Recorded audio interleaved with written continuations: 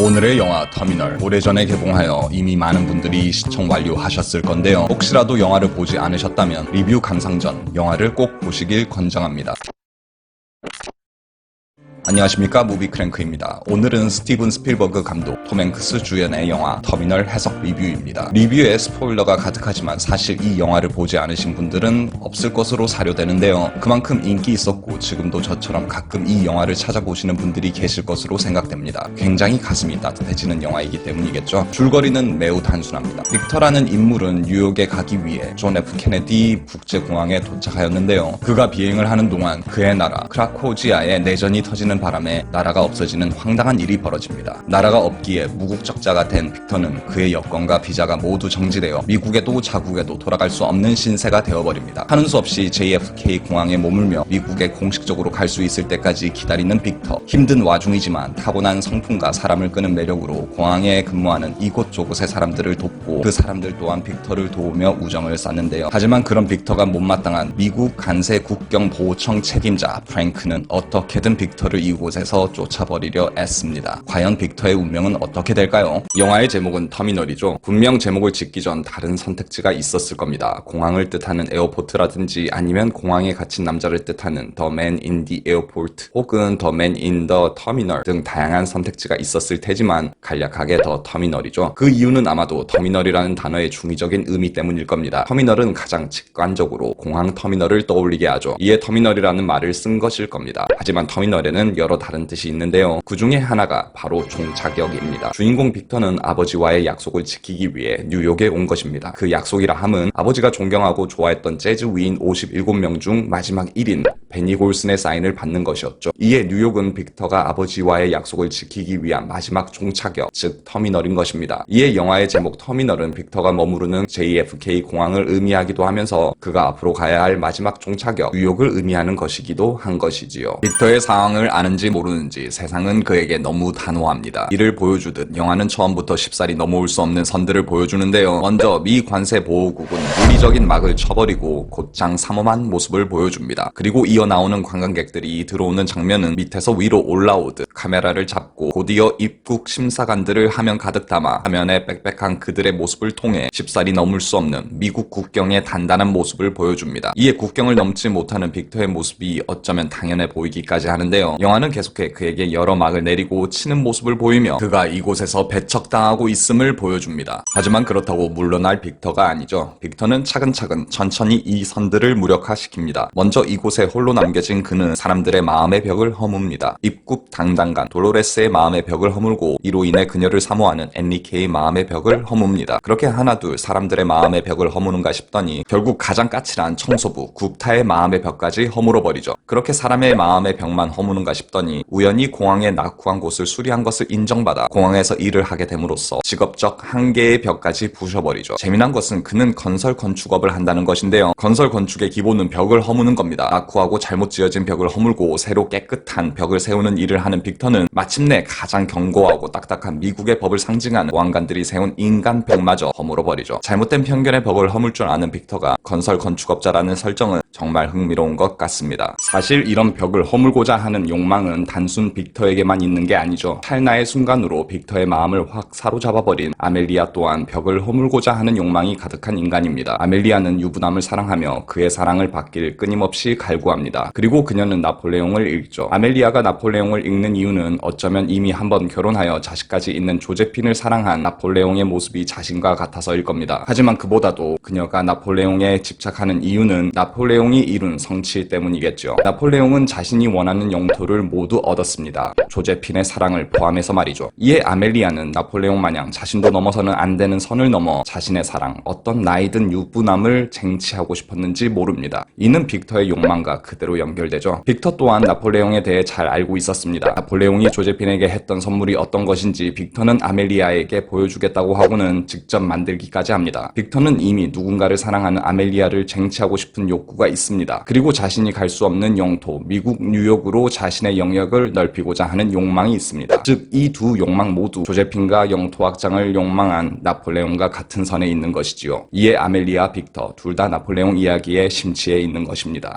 이렇듯 아멜리아, 빅터 둘은 나폴레옹이라는 공통점이 있는데요. 또 한 사람, 미국 관세 국경 보안 책임자 프랭크 또한 이들과 같은 선상에 있는 사람입니다. 아멜리아와 빅터 둘 다 자신이 욕망하는 것을 위해 기다리는 사람입니다. 아멜리아는 18세부터 승무원으로 일하며 자신의 사랑이 이루어지길 마냥 기다리고, 빅터는 미국으로 들어갈 수 있게 내전이 끝나기만을 기다리죠. 그리고 프랭크는 미국 관세 국경 보호 청구 국장이 되기만을 기다리며 17년간 일했죠. 이 셋은 모두 기다린다는 공통점이 있지만 글쎄요, 결국 밖으로 나가는 건 빅터 혼자만이 아닌가 싶습니다. 사실 기다리는 사람은 영화 속에 더 등장합니다. 빅터에게 음식을 주는 대신 입국 담당관 돌로레스의 마음을 알아보려는 엔리케 또한 사랑을 쟁취하기 위해 기다리는 인물이라고 볼 수 있겠죠. 그런데 여러분, 혹시 이 둘이 사랑이 이뤄지기 전 이미 이를 예상해 볼 수 있는 복선이 있었다는 거 아십니까? 스티븐 스필버그 영화는 세상에 산재되어 있는 문화를 알면 알수록 재밌도록 만들어져 있는데요. 이 영화 터미널에서도 사람들의 입에 언급되는 문화 관련 컨텐츠들을 알고 있다면 그것이 뜻하는 바를 알기에 영화가 훨씬 재밌게 느껴집니다. 그중 하나가 바로 이것, 돌로레스가 스타트랙을 좋아한다라는 설정인데요. 이 설정은 돌로레스와 엔리케가 이어질 수 있을 거라 복선을 담고 있습니다. 왜냐하면 스타트랙은 미국 최초로 흑인과 백인의 키스신을 담은 TV쇼로 유명하거든요. 먼 미래 우주를 배경으로 한 스타트랙은 모든 인류가 동등하다는 설정, 요즘으로 치면 정치적 올바름이 기본 바탕에 깔려 있습니다. 이에 돌로레스가 스타트랙을 좋아한다라는 설정 하나로도 엔리케가 이토록 좋아하는 것이고, 인종과 직업의 기천에 관계없이 사랑 자체를 바라볼 돌로레스와 엔리케를 미리 그려볼 수 있는 것이지요. 스타트랙 설정이 나왔으니 그 외 몇 가지 더 소개를 해드리겠습니다.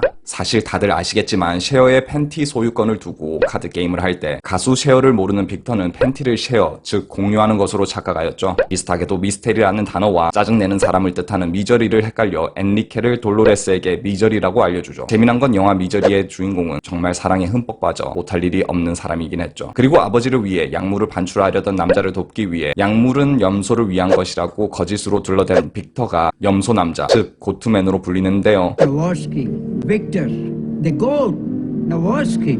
이는 염소를 뜻하기도 하지만 사실 미국에선 Great of All Time의 약자로 최고의 사람을 지칭할 때 쓰는 말이기도 해 중의적인 뜻이 되기도 합니다. 문화를 중심으로 한 중의적인 것 이외에도 영화는 은유를 통해 많은 이야기를 하는데요. 영화를 자세히 보신 분들은 아시겠지만 빅터가 직접 소비를 하는 숍은 딱 두 군데입니다. 바로 버거킹과 휴고 보스이지요. 이 두 상점은 굉장히 재미난 공통점이 있습니다. 바로 버거킹 그리고 휴고 보스라는 것이지요. 킹과 보스 모두 각자의 위치에 가장 극단, 최종 결정권자를 의미합니다. 그리고 이 영화의 제목 터미널의 또 다른 뜻이 바로 종착역이라고 했지요. 이에 가장 종착에서 최극단의 것을 소비하는 모습으로 빅터의 현재를 다시금 실감하게 하는 겁니다. 터미널에서 휴고 보스를 입고 버거킹을 먹는 것이 실은 하나의 선상으로 이어진다는 거죠. 또한 빅터가 나라를 잃고 미국에 홀로 들어오는 모습은 그의 짐이 홀로 에스컬레이터를 오르는 모습으로 은유되었죠. 하지만 영화 속 가장 멋진 은유는 나폴레옹이 조제핀에게 준 선물을 보여주겠다고 하며 빅터가 분수를 만드는 일일 겁니다. 나폴레옹은 1000개의 분수를 조제핀에게 선물했다고 하지요. 그런데 이 분수 뭔가 떠오르지 않습니까? 이건 너무도 유명해 금방 눈치채셨을 겁니다. 이 분수의 색감과 형태는 다분히 클림트의 가장 유명한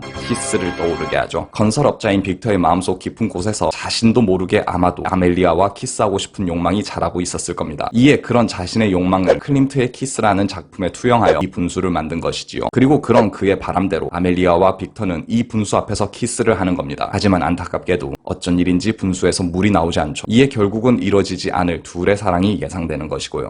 스티븐 스필버그 영화가 훌륭한 이유는 아마도 이런 은유뿐 아니라 촬영의 방식의 좋은 선택 때문이기도 할 겁니다. 특히 이번 영화 터미널은 로우 앵글과 하이 앵글의 절묘하고 적절한 촬영으로 영화의 감정을 잘 살려냈는데요. 로우 앵글은 기본적으로 어떤 대상이 위험 있어 보이게 혹은 무섭게 보이고 싶어 할 때 잡는 카메라 기법입니다. 즉 대상이 좀 더 과장되어 보이는 것이지요. 이에 빅터를 억압하는 프랭크를 로우 앵글로 잡는 것으로 프랭크라는 인물이 가진 힘을 더 거대해 보이게 하는 겁니다. 마찬가지로 빅터라는 인물이 가진 인자함과 인정 또한 같은 앵글에서 더욱 극대화되어 보이게 마련입니다. 이에 이 로우 앵글 하나로 프랭크는 보다 더 무섭게, 빅터는 더 사랑스럽게 만들어버리는 것이죠. 또한 로우 앵글은 특성상 천장을 보여줄 수밖에 없습니다. 즉 촬영된 장소의 공간의 경계를 정확히 관객들이 인지할 수 있게 한다는 건데요. 이는 갇혀진 공간에 있는 주인공을 로우 앵글로 잡을 경우 더욱 협소한 장소처럼 바꿀 수 있다는 말이 됩니다. 이에 터미널에 갇힌 빅터의 갑갑한 현실감을 관객들에게 조금 더 효과적으로 전달할 수 있는 것이지요. 마지막으로 마지막으로 영화 속 빌런 프랭크가 모으는 박제 물고기의 의미에 대해 이야기하고 이번 시간 마무리할까 합니다. 미국 간세 국경보호국 책임자 프랭크는 좀 이상하다 싶게도 물고기를 박제해서 모읍니다. 물론 그의 등에 적힌 success라는 글자가 그가 되고자 하는 큰 인물, 영어로 빅피쉬를 상징하는 것일 수도 있겠죠. 저는 그 외에도 물고기가 상징하는 것이 더 있다고 봅니다. 먼저 프랭크는 여러 인파 속에서 범법자를 가려내는 일을 합니다. 이는 낚시와 굉장히 비슷한 모습이죠. 또한 모니터에 갇힌 사람들의 모습은 어항에 갇힌 물고기의 모습과도 같습니다. 이에 물고기 박제라는 건 프랭크가 지금껏 이루고 획득한 전리품과 같은 것이죠. 이렇게 전리품을 쌓아가다 보면 자신도 정말 큰 인물이 될 수 있다고 생각하겠지만 그게 쉽게 이뤄지진 않습니다. 프랭크에겐 한 가지 빠진 게 있기 때문인데요. 그건 바로 인정과 연민입니다. 그리고 그 인정과 연민을 가지고 있는 건 다름 아닌 빅터 나보스키이죠. 빅터는 사람들과 카드게임을 하며 엄청난 크기의 날치를 땁니다. 이 날치가 상징하는 게 바로 인정과 연민인 건데요. 원래 성품이 좋은 빅터가 날치, 즉 연민과 인정을 얻는 것은 일도 아니죠. 이에 카드로 쉽게 날치를 따는 모습을 보이는 겁니다. 국장 또한 프랭크에게 빅터 나보스키에게 인정과 연민을 배우라고 하죠. 그리고 곧장 나오는 씬에서 빅터는 프랭크에게 날치를 선물로 가져옵니다. 프랭크에게 인정과 연민을 선물로 주겠다는 것이죠. 하지만 인정머리 없는 프랭크는 빅터를 협박하기만 합니다. 이에 빅터는 이렇게 이야기합니다. 즉 당신은 연민과 인정을 좋아하지 않는군요 라고 말하는 것이죠. 이에 프랭크는 오랜 시간이 지나서야 국장이 될 수 있는 겁니다. 터미널 또한 제가 하고자 하는 이야기를 다 풀면 2시간은 좋게 걸릴 겁니다. 하지만 오늘은 여기서 마무리를 할까 합니다. 이미 영화를 보셨어도 오늘 다시 한번 감상해보심이 어떤가요? 저는 이만 물러가겠습니다. 무비 크랭크였습니다. 감사합니다.